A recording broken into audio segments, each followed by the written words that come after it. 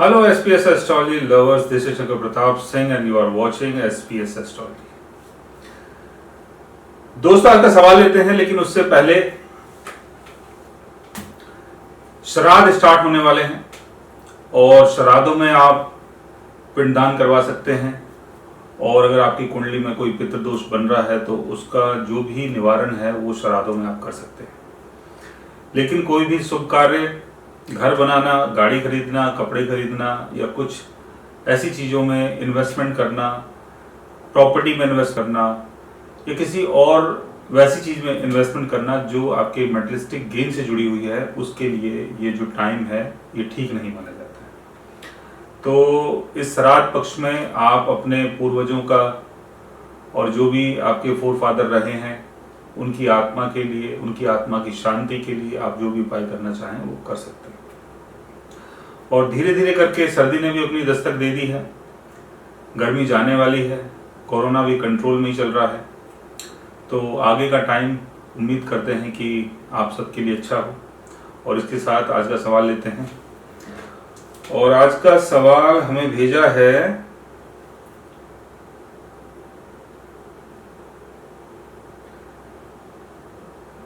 मेरा नाम राजा प्रमाणिक है, मैं कोलकाता से बोल रहा हूं।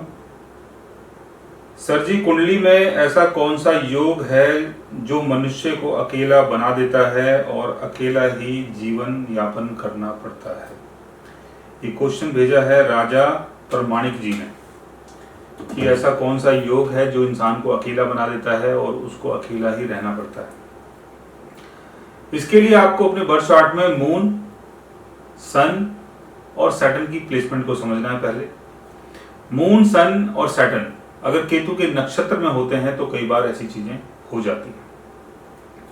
साथ में फर्स्ट हाउस, फोर्थ हाउस और 11th house, first house, fourth house और 11th हाउस के लॉर्ड को भी देखना है। यानी मून, सन और सैटर्न की प्लेसमेंट को देखना है। अगर वो केतु के नक्षत्र में होते हैं, केतु के साथ होते हैं, केतु की दृष्टि अगर उनके ऊपर पड़ जाती है 8th हाउस या 12th हाउस में, अगर ऐसा कोई योग इनके साथ बन रहा है कि मून, सन और सैटर्न 8th हाउस में है, 12th हाउस में है, केतु के नक्षत्र में है या केतु के साथ बैठे हुए हैं या केतु का एस्पेक्ट पड़ रहा है, तो कई बार इंसान जो है वो अकेला ही रहता है और अकेले रहने के लिए बाध्य हो जाता है। ऐसी कुछ परिस्थिति उसके साथ बन जाती है। साथ में फर्स्ट हाउस, फोर्थ हाउस और 11th हाउस। फर्स्ट हाउस का लॉर्ड अगर केतु के नक्षत्र में हो, केतु के साथ हो, केतु की दृष्टि अगर फर्स्ट हाउस में पड़ती हो, फर्स्ट हाउस के लॉर्ड के ऊपर पड़ती हो, फर्स्ट हाउस का लॉर्ड अगर कंबस्ट हो गया हो, रेट्रोगेशन में हो, 8th हाउस में हो, 12th हाउस में हो, केतु के साथ हो, केतु के नक्षत्र में हो, शनि की प्लेसमेंट अगर उनके साथ होती हो, शनि की दृष्टि अगर फर्स्ट हाउस के लॉर्ड के ऊपर पड़ती हो, या फर्स्ट हाउस में कोई मैलेफिक प्लैनेट बैठा हो जैसे केतु या शनि, तब भी कई बार ऐसा योग बनता है कि आपको अकेला रहना पड़ता है। फोर्थ हाउस का लॉर्ड अगर कंबस्ट हो जाता है, रेट्रोगेशन में होता है, 8th हाउस, 12th हाउस में होता है, केतु के साथ होता है, केतु का एस्पेक्ट अगर फोर्थ हाउस में होता है, फोर्थ हाउस के लॉर्ड के ऊपर होता है, या शनि की प्लेसमेंट अगर फोर्थ हाउस में होती है, फोर्थ हाउस के लॉर्ड के साथ होती है, या शनि और केतु का एस्पेक्ट अगर फोर्थ हाउस के लॉर्ड के ऊपर पड़ जाता है, तब भी सांसारिक चीजों की क्षति होती है। 11th हाउस का संबंध हमारी कम्युनिटी से होता है। 11th हाउस का लॉर्ड अगर 12th हाउस में हो, 8th हाउस में हो, केतु के नक्षत्र में हो, केतु के साथ हो, केतु की प्लेसमेंट अगर 11th हाउस में हो, 11th हाउस के लॉर्ड के साथ हो, केतु का एस्पेक्ट अगर 11th हाउस में पड़ता हो, उसके लॉर्ड के ऊपर पड़ता हो, तब भी कई बार आपको अकेला रहना ही पड़ता है, क्योंकि 11th हाउस का संबंध आपकी कम्युनिटी से है, आपके दोस्त यारों से। तो दोस्त यार छूट जाते हैं।